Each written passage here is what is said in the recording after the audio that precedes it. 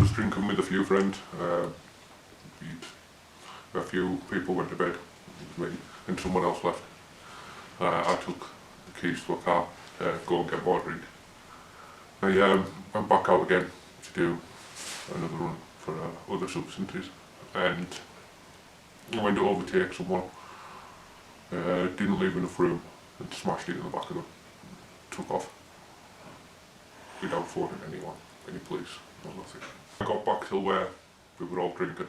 The police, I got there and 5 minutes later the police were there looking for us. I was arrested and taken into custody. I was in there until the drink and drugs had wore off, and then questioned. Initially I was numb. I regretted what I'd done, but I was pretty numb. It wasn't until I got to the court and I found out there was kids in the back of the car, and it really hit home what I'd done. It could have been someone's life that hasn't even begun yet, and they could have been killed in that accident. There was a split second, I did say to myself that it was wrong, but it was only gain in mind. You know what I mean? I was only doing it for my own pleasure, really. I was getting something out the end of it, so I didn't think about it jumping in the car.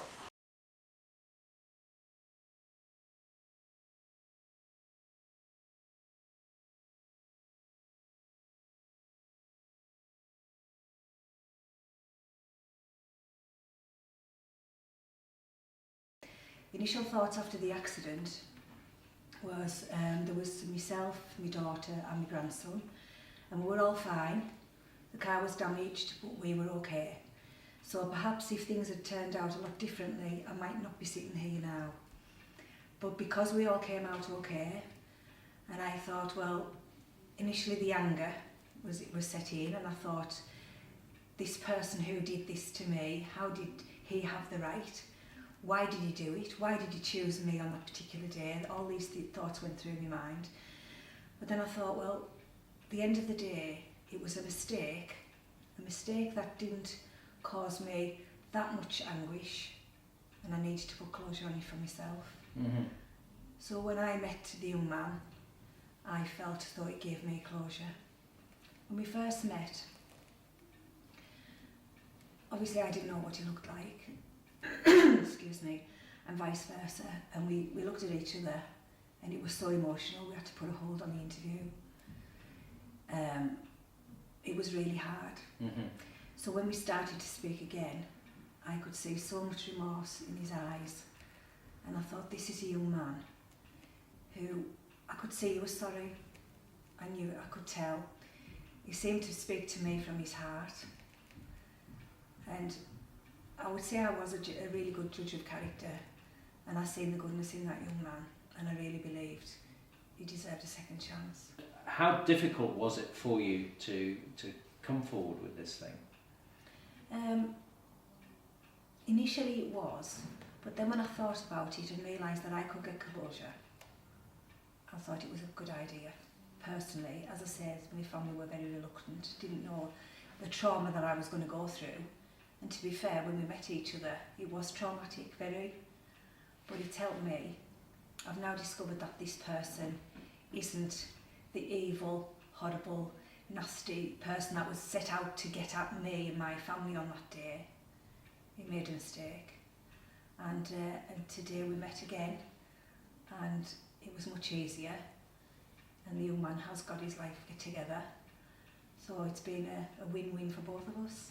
As the Police and Crime Commissioner, I very firmly believe that there are all sorts of answers to rehabilitation. Yeah. And you know, it's as much about learning lessons and as punishment. Yeah.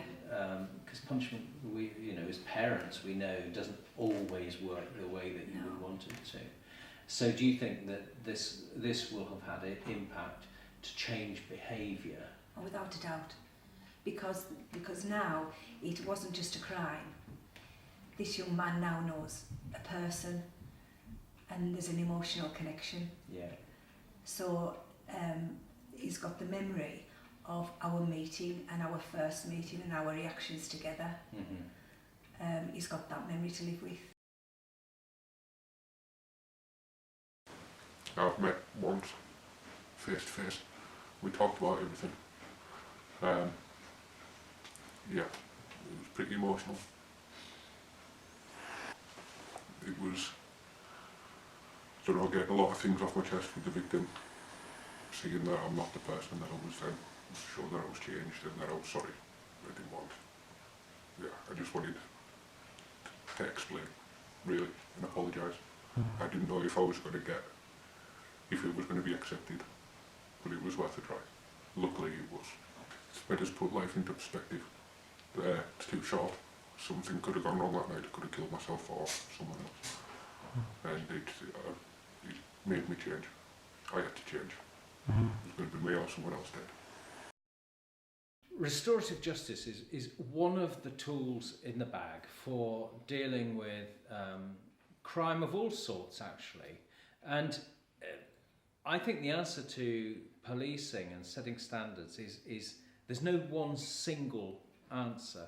And in many cases, relatively low-level crimes can be dealt with in a way that's better than going through the court system by making people understand what the impact of what they do is on the victims. And I think most people are inherently decent. And if they understand the impact, because they probably didn't think about it at the time of whatever the crime was, if they understand that, then they're much more likely to change their behaviour. Because actually, that's what justice, I think, is about. It's not just about punishment.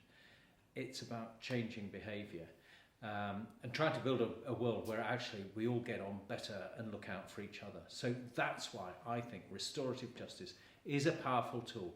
It won't work in every case, and it shouldn't be applied in every case, but it's an option where both victim and the perpetrator are prepared to give it a go.